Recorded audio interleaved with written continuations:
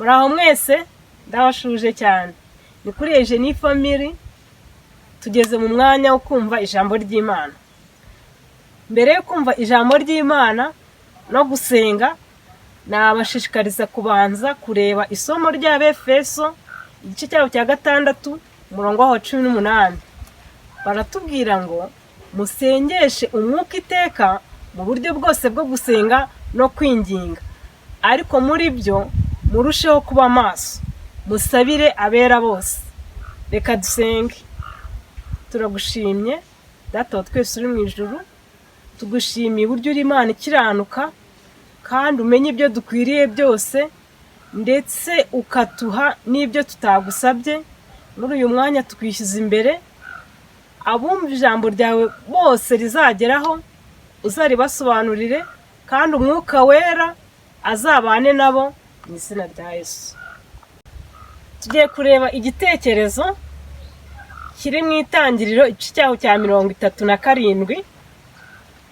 Batubwira ibya Yakobo n'urubyaro rwe, ariko ku murongo wa 3 bakatubwira ukuntu yakunze umuhungu we Yosefu cyane, yari abyaye mu zabukuru, amurutisha abandi bana ndetse amudodeshereza ikanzu ndende.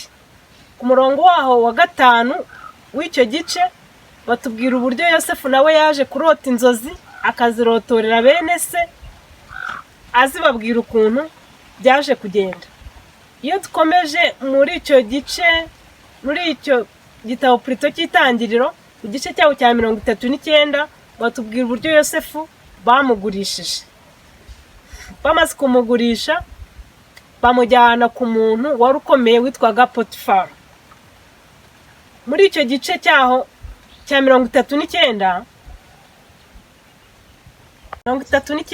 ku murongo waho wa 6 batubwira uburyo Yosefu Potifari yamushinze ibyo mu rugo rwe rwose, ntiyagira na kimwe agenzura uretse ibiryo yajyaga aryaho. Ku murongo wa 7 batubwira ukuntu nyirabuja yabengutswe Yosefu akamusaba ko baryamana, Yosefu akanga. Ugeze ku murongo wa 10 batubwira uburyo ngo yakomeje kubimubwira kenshi aranga. Amaze kwanga rero amwigira umutwe. Dukakomeza icyo gitekerezo kugeza ku murongo wa 20, batubwira ukuntu yaje kujya mu cyumba akamusaba ko baryamana, Yosefu akanga ndetse akikuramo umwenda we akawumusigira. Amaze kuwumusigira nawe agatabaza abantu avuga ukuntu yaragiye kumufata ku ngufu. Kugeza ku murongo wa 20 batubwira uburyo noneho Farawo nawe yari yahageze, ari kumusobanura ukuntu uwo munyagano yazanye yamusuzuguye, amujyana mu nzu y'imbohe. Batubwira ukuntu bari mu nzu y'imbohe, abo mu nzu y'imbohe barose inzozi. Bamaze kurota inzozi arazibasobanurira. Amaze kuzibasobanurira ababwira umwe uburyo azarekurwa, uburyo undi azicwa. Uko yabisobanuye byose birasohora. Mu gice cyaho cya 41 batubwira ukuntu Farawo yaje kurota inzozi, amaze kuzirota abura umuntu n'umwe wazisobanura. Abuze umuntu n'umwe wazisobanura, ba bandi wa muntu wavuye muri gereza arazamuka ati hari umuntu twari dufunganye ufite umwuka w'Imana wadusobanuriye inzozi zibasha gusohora zose, reka tumuzane nawe agusobanurire. Baragenda bazana Yosefu. Ageze kwa Farawo, Farawo amubwira inzozi yarose, uburyo yaje kubona inka z'imishishe 7 ndetse akaza kubona n'inka z'iminanu 7. Za nka z'iminanu zikaza kurya iz'imishishe zikazimaraho burundu. Hanyuma kongera karoti izindi nzozi, akabona amahundo y'amasaka meza cyane yarumbutse 7, ariko nyuma akaza kubona andi 7 y'iminanu, akaza akarya yandi akayamaraho.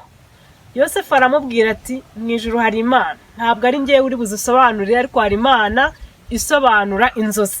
Amusobanurira ukuntu hazabaho imyaka 7 y'uburumbuke, hakabaho indi myaka nanone y'inzara 7 ikibagiza ya indi y'uburumbuke, ko aricyo byasobanuraga. Ari ku masaka, ari kwayo matungo, byose arabimusobanurira, arabimuhuriza. Aramubwira ati keretse nushaka umuntu w'umuhanga uzi ubwenge agahunika ibigega, hanyuma iyo myaka 7 y'uburumbuke akaba afite nk'ibyo kurya bikwiriye, igihe hazaza inzara hakazabasha kuribwa bya bindi byabitswe.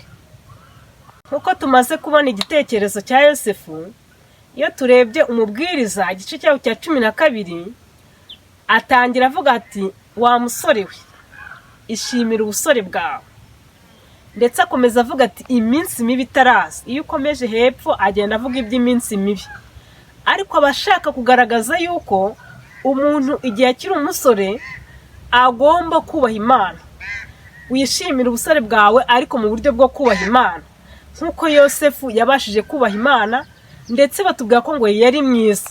Hari abantu bavuga ngo nta muntu mwiza udasambana, ariko Yosefu yatanga urugero ko hari abandi beza muri ino si bahari beza kandi bakiranukira Imana. Ni ukuvuga ngo rero igihe uri umusore, wenda umuntu wese yirebyeho yabibona.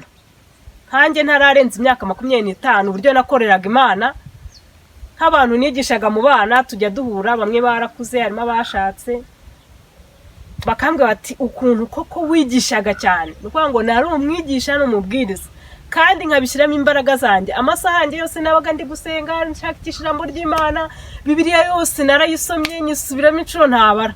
Ariko ubu ngubu ndebye inshuro nabasha kugira, inshuro ubu ngubu nsoma Bibiliya, navuga ngo hari ni ibisanzwe. Ubuzi yuko ugiye kurya usenga, ubyuka ugasenga, ujya kuryama ugasenga, ukabuzi yuko uri burebe ku ijambo ry'Imana. Nshobora no gusoma umurongo umwe gusa, ariko icyo gihe narasomaga nkaba narenze ibice 10, kimwe nkumva igitekerezo ndagikunze ngahita njya ku kindi. Ibitabo byo naraguze bivuga Imana sinabirondora, nuko abantu benshi nagiye mbatiza ibitabo, bamwe bakabiherana bibagirwa abona bihaye, ariko naguze ibitabo bivuga ijambo ry'Imana. Ni ukuvuga ngo rero ibyo nasomye byinshi cyane muri icyo gihe nibyo ngenderaho n'uyu munsi.